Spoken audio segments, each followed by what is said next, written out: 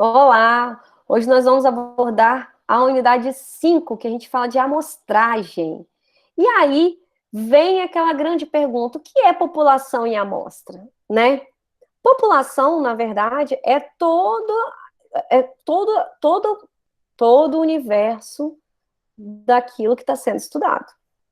E a amostra é uma pequena parte daquilo. Então, uma pesquisa já foi desenhada, assim como a concepção do problema de pesquisa, o objetivo e o escalonamento e a mensuração.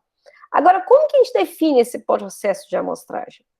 Uma população, uma população, ela pode ser muito grande e muito difícil de ser medida.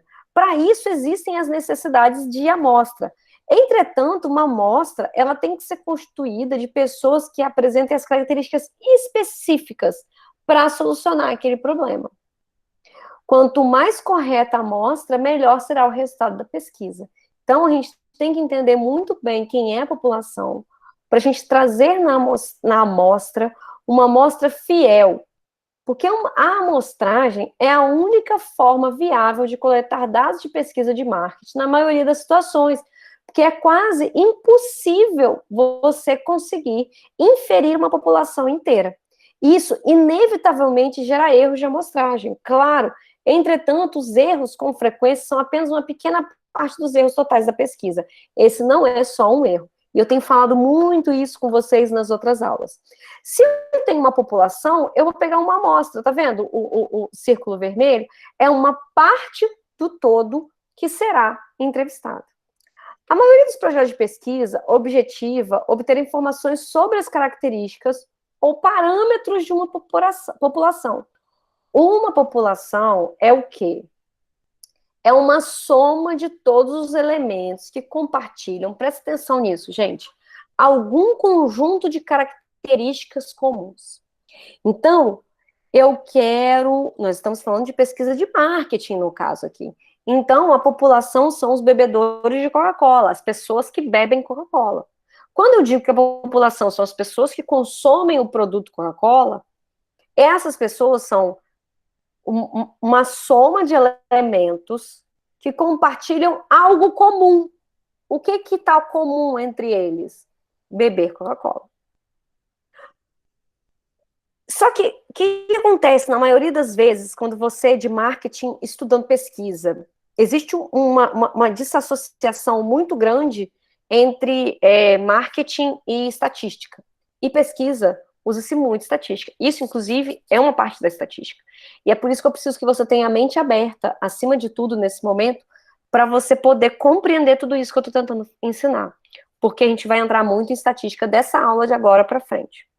Os parâmetros populacionais, eles são geralmente números, como a proporção de consumidores fiéis a determinada marca de creme dental. Informações sobre esses parâmetros populacionais podem ser obtidas fazendo-se um censo ou extraindo-se uma amostra. Um censo, gente, é quando envolve todo o complemento da população. Então, eu só faço um censo quando eu consigo inferir todo mundo. Os parâmetros populacionais podem ser calculados diretamente depois enumerados desse censo. Já a amostra, ela vai ser sempre um subgrupo dessa população. Utiliza-se aí características amostrais chamadas estatísticas para efetuar essas inferências sobre esses parâmetros populacionais, que a gente vai ver tudo isso a partir da próxima aula. Essas inferências que ligam características amostrais e parâmetros populacionais são esses processos de estimativa e os testes de hipótese. Então, o que é uma população, um censo, uma amostra? Resumindo, população é a soma de todos os elementos que compartilham algo em conjunto comum de características, compreende o universo para o problema de pesquisa de marketing. O censo é a enumeração completa dos elementos de uma população ou de um objeto de estudo. E a amostra é um subgrupo dos elementos da população, selecionados apenas para algum tipo de estudo. Então, um censo, o orçamento para você fazer um censo tem que ser enorme. Já uma amostra pode ser pequena. O tempo para uma amostra é curto. Já para fazer um censo é longo. Então, nem sempre vale a pena você ter censo. A maioria das vezes a gente tira só uma amostra. Outra coisa, quando a gente for investigar os moradores, a população brasileira, a gente faz um censo. Se a gente vai fazer apenas uma pesquisa de opinião sobre algo da população brasileira, a gente consegue mais ter isso um pouco mais. Não precisa literalmente ter um censo, sabe? Você pode pesquisar coisas mais através de uma amostra. Se os custos do erro de amostragem for alto, por exemplo, se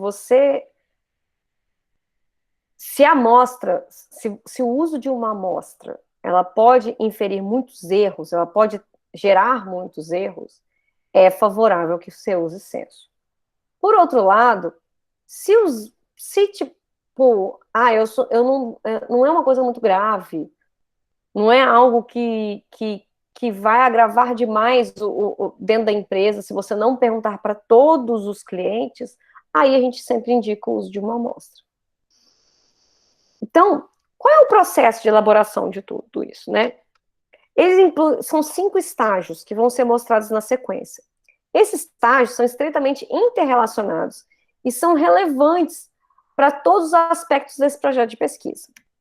Então, a elaboração de uma amostragem começa com a especificação da população-alvo, ou seja, qual é a coleção de elementos ou objeto que possui as informações procuradas pelo pesquisador. E a população-alvo deve ser definida com precisão. Às vezes, uma imprecisão nessa definição da população-alvo resulta em uma hipótese errônea. Por quê? Porque você vai ter uma definição de problema errado, tudo vai estar errado.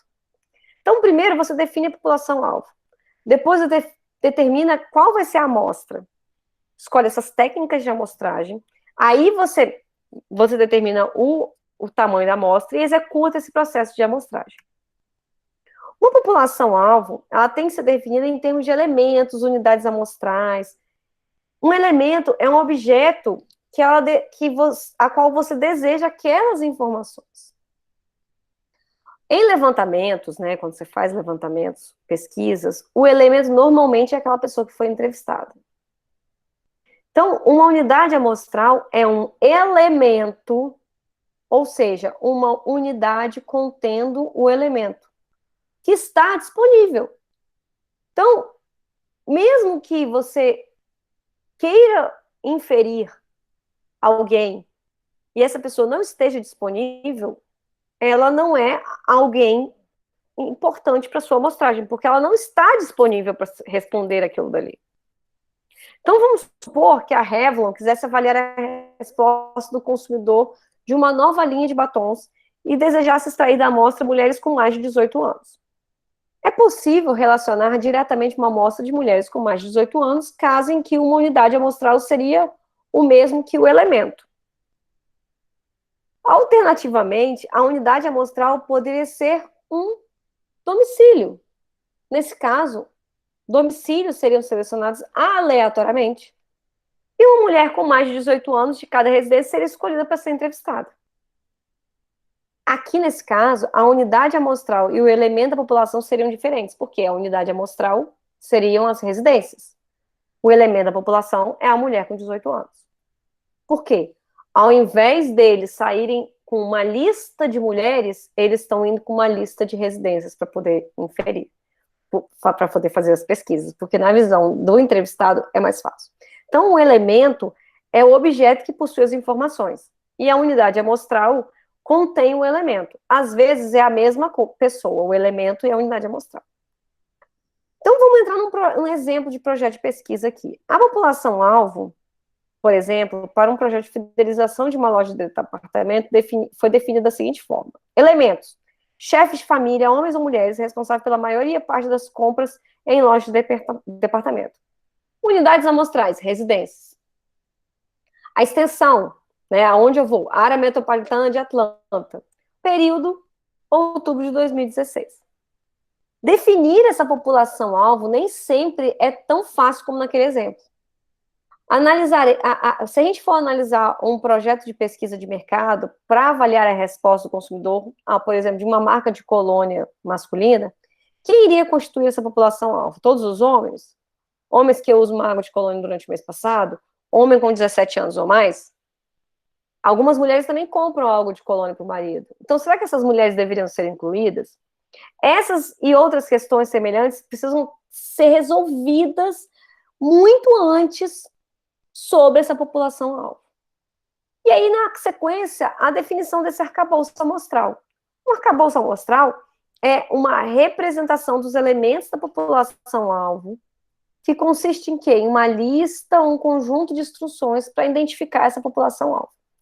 Exemplos de arcabouço amostral são lista telefônica, o guia de uma associação relacionada a uma empresa, o setor industrial, a lista de endereços, a lista de todos os clientes.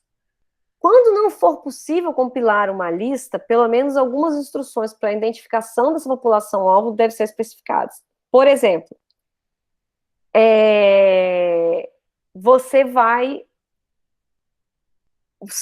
Selos, por exemplo, você vai pegar um programa de computador e vai gerar, de uma forma aleatória, números de telefones.